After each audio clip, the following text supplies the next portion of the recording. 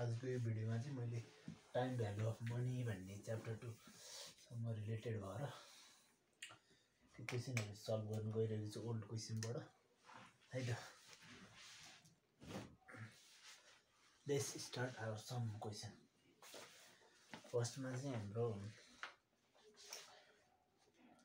2021 को सबभन्दा लेटेस्ट क्वेशनबाट गरौँ न। 2021 को 1 को बीमा 2021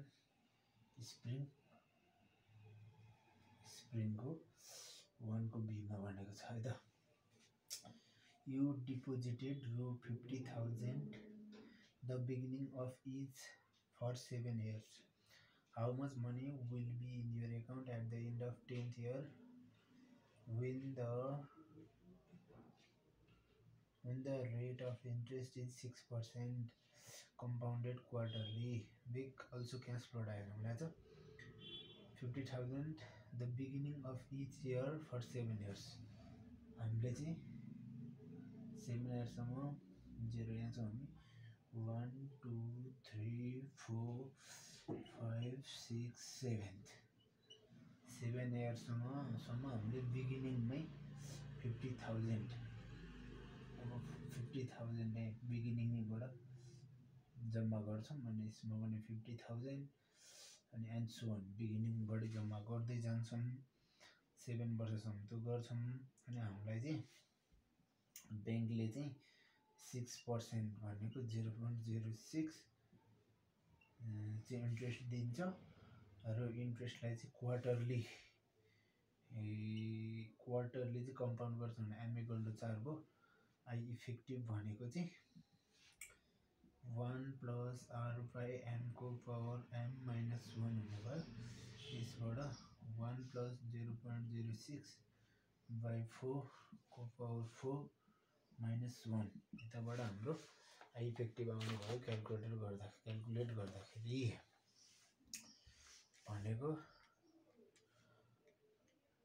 1 + 0.06/4 को होल पावर 4 - 1 गर्दाखेरि हाम्रो 0.06136 यति चाहिँ इफेक्टिभ इन्ट्रेस्ट रेट आयो। अनि हामीलाई चाहिँ 10th year you deposited ₹50,000 the beginning of each 7 years. How much money will be in your account at the end of 10th year हुनेछ। 7 वर्षसम्म चाहिँ 50,000 बिगिनिङमा जम्मा गर्छ। हामीलाई चाहिँ 10th year मा चाहिँ कति हुन्छ फ्युचर भ्यालु भनेर सोध्यो। अब हामीलाई फ्युचर भ्यालु f1 यो भनेको चाहिँ 7th year मा कति हुन्छ भन्ने निकालौं। त्यसको लागि चाहिँ a 1 + i को पावर n - 1/i हुने भयो र यो चाहिँ बिगिनिङमा गरे भएर i + 1 ले मल्टिप्लाई पनि हुने भयो। यसो गर्दा 50,000 into 1.0613 को पावर 7 - 1/0.06136 into 1.06136 यति गर्दा कति आउने भयो भन्दाखेरि 50,000 into 1.06136 को power 7 - 1 divided by 0.06136 into 1.06136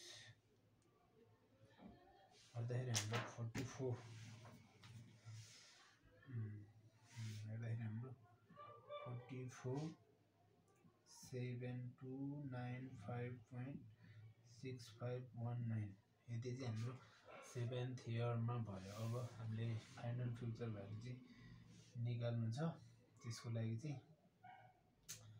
f1 into 1.0163 को पावर 7th मा भयो 8 9 10 3 वर्ष गर्दाखेरि जति आउँछ that is our required answer into 1.0636 को पावर 3 गर्यो भने 534789.4422 यति रुपैयाँ चाहिँ हाम्रो 10th इयरमा हुँदो रहेछ। यो चाहिँ आन्सर भयो है त। 2021 स्प्रिङको यसरी गर्न सकिन्छ। Okay, that is our answer भइहाल्यो। अब मैले अर्को क्वेसन ट्राई गर्छु है त। Okay, let's move to another question. 2021 spring भयो। अब हामी चाहिँ ओके 2021 स्प्रिङको गरिहाल्यो। अनि त्यसपछिबाट 2021 फलको 2021 फलको गर्दाखेरि चाहिँ ओके यसमा चाहिँ 2 को बी मा सोधे जस्तो छ। यो चाहिँ च्याप्टर 4th को जस्तो छ। 1 को बी 2 को बी मा सोधे छ। यो चाहिँ AR Ramprasad deposited 1 lakh in his bank account on 1st January 2022. The bank pays 9% simple interest. How much will he accumulate in his account on 30 December 2023? यो चाहिँ मलाई सिम्पल इन्ट्रेस्ट भनेर कन्फ्युज गर्न खोजेको छ है। 2022 को 1st जनवरीमा 1 लाख चाहिँ डिपोजिट गर्छ रे एकाउन्टमा। अनि ब्याङ्कले सिम्पल इन्ट्रेस्ट 9% दिन्छ रे। भइहाल्यो। अनि त्यसपछि how much will he accumulated in his account on 30 December 2032 भनेको 22 पनि 1 वर्ष भइहाल्यो। 22 23 24 25 26 27 28 29 30 डिसेम्बर हुन्छ। 30 सम्म पुगिहाल्यो। 1 2 3 4 5 6 7 8 9 21st January 9 years time equal to 9 भयो। अब A equal to interest मात्र हाल्नु P 1 plus PTR upon 100 यस्तो हुन्छ। TR upon 100 यो सम भयो। अनि यो PTR by 1000 100 गर्दा ब्याज भयो। यो टोटल चाहिँ अमाउन्ट आई थिंक यसरी गर्दा हुन्छ होला। तर 8 मार्क्समा यस्तो सजिलो त नसोध्नु पर्ने हैन। यसमा चाहिँ अलि रिसर्च गर्न बाँकी छ। अनि हाम्रो एन भने 9 इयर आइहाल्यो। Okay, I will be discussing on that. अनि पछि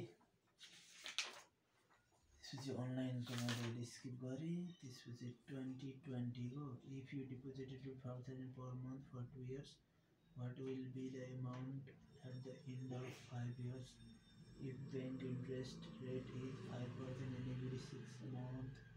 ओके, यो गरौँ है त। 2020 को के हो यो चान्स एक्जाम रे। ल चान्स पनि हुँदो रहेछ त। ओके, इफ यु डिपोजिट रु 500 पर मन्थ एन्युटी भनेको चाहिँ 500 पर मन्थ है।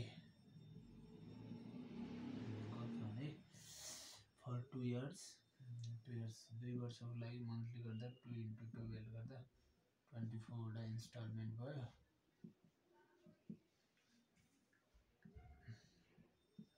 हैन यहाँसम्म ओके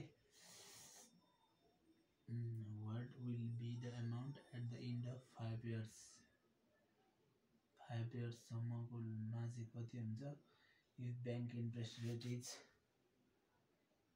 5 years मा half future value 5 years मा कति हुन्छ bank interest rate is every 6 months 5% in every year are equal to 0.05 compounded in every 6 months यसको मिनिङ m भनेको चाहिँ दुई चोटी हुन्छ इफेक्टिभ भनेको चाहिँ पहिला इफेक्टिभ गर्नु अनि मन्थली पनि चाहिन्छ 1 + 0.05 को पावर 2 है -1 यसो गर्दा आई इफेक्टिभ आउँछ अनि आई मन्थली भनेको चाहिँ आई इफेक्टिभ +1 को पावर 1/12 -1 गराउन मन्थली आउँछ फर्स्टमा चाहिँ आई इफेक्टिभ निकालौँ त्यसको लागि 1 + 0.05 को पावर 2 इसको स्क्वायर -1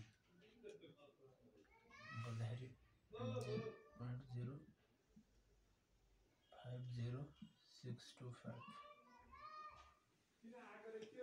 +1 भयो इसको पावर 1/12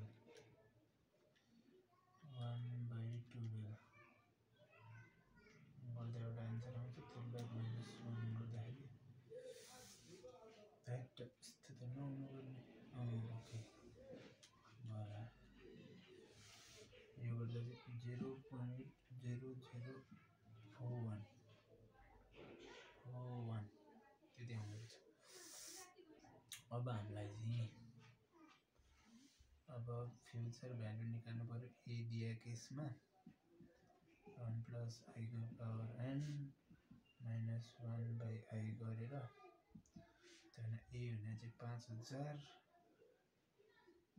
1 + यो चाहिँ मन्थली युज गर्नुपर्छ है मन्थली इन्स्टलमेन्ट भयो भएर F1 गरिदिउँ यसलाई मन्थली गर्दाखेरि 1.0041 को पावर 24 यो चाहिँ कतिमा 2 वर्षपछि आउँछ है 24 - 1/0041 गरियो भने यसरी F2 आउँछ अनि त्यो F2 लाई चाहिँ F5 भनेको F2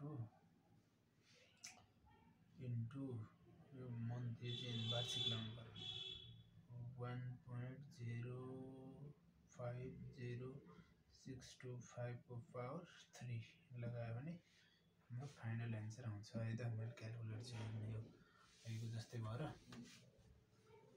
ल हजुरलाई यति नै गरौँ अर्को भिडियोमा अलिक डिटेलमा पढौँला मैले आज चाहिँ टेस्टको रूपमा भिडियो हाल्न खोजेको कस्तो हुन्छ है त ल